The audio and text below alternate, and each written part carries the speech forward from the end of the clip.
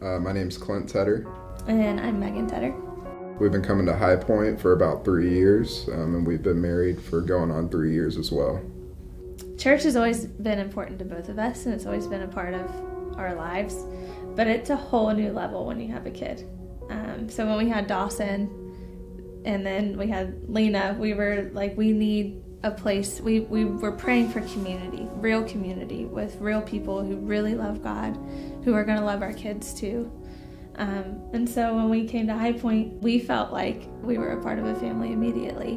What I really didn't understand is how much we needed a community around us raising a kid, and the community really stepped up with our families and the church, and we've just been extremely blessed from the community with helping raise kids. Mm-hmm. Dawson was 10 months old, and we were not trying to get pregnant, but I felt a little funny, and so I called him and I said, hey, can you get a test? I just feel funny. And he's like, oh, there's no way, She's just holding it, and she's like, you ready for baby number 2?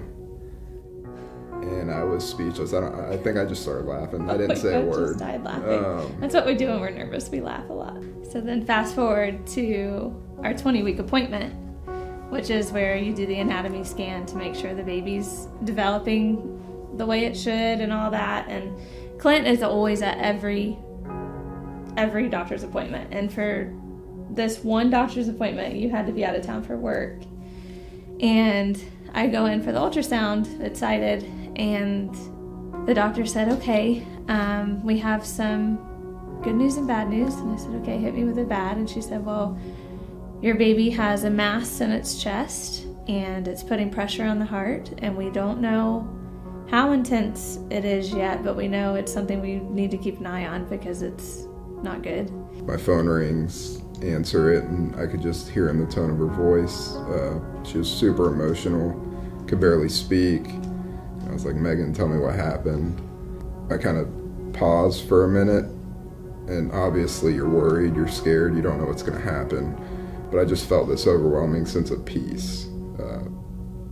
And I can't even explain it in words. It was just an overwhelming sense of peace that everything was going to be okay. And then that's what I told her. I said, everything's going to be all right. Don't stress about it. The last thing you want to do is stress when you're pregnant, but everything's going to be okay. But just the sense of peace that I felt, even hearing that news, it was something that it's hard to explain. Fast forward a couple weeks, and I'm with the specialist.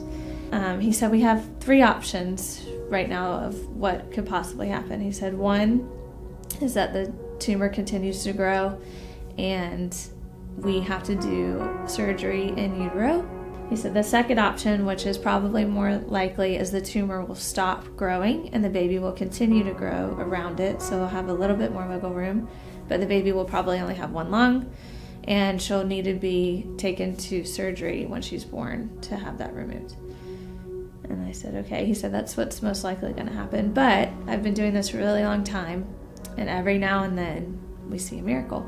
Throughout this whole experience and everything that came with it, the community around us with the church and our family and our friends really just pulled together and just started praying. We were getting prayed for daily, hourly, by the minute.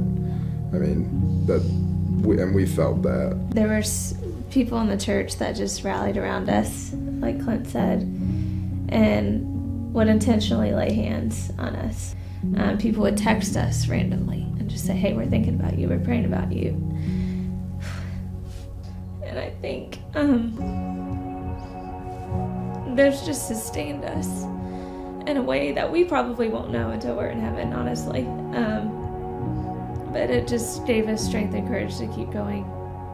I remember being in worship service here on a Sunday, and I was just kind of pouring my heart out to God of where I really was. Like, Lord, I know you're real. I know you're faithful. I know you love me. I know you love this baby more than I do. But I'm also terrified, and I'm also disappointed, and I'm also scared. And it was just this really real and raw wrestling with him in that moment. And he spoke And it completely, when he speaks to me, it's usually my thoughts are running like crazy, and then he says a word and it's like cuts off my train of thought. And so I'm like praying, and he interrupts me and he just says, I know. And it wasn't like a I know, roll your eyes. It was like a, Megan, I know. I know your heart. You don't have to explain it to me. I'm not disappointed in you. I know your baby, and I knew her before I put her in your womb. I know what's going to happen. I know. And so back to the table, I'm just sitting there praying while they're doing the ultrasound. And she's like, Megan, open your eyes. And I opened my eyes and I said, whose baby is that? Because there were 2 lungs in the heart and the mass was gone. She said, I can't find it. I don't know where it is. Like, you pray for miracles and you know that God still does them, but when he does them for you, it does something to you. So we were just touched in an incredibly amazing way from the church community throughout this whole experience and what we went through with Lena. And, you know, looking over the next 50 years, you know, we're one family, but just think about all the different families that this church community can really get around and affect and have a positive influence on. And prayer creates miracle, and the amount of miracles that this church can create through different families and different people in the community is just, it's going to be unbelievable. When I think about the next 50 years, I think about the testimonies that are going to flow out of this place.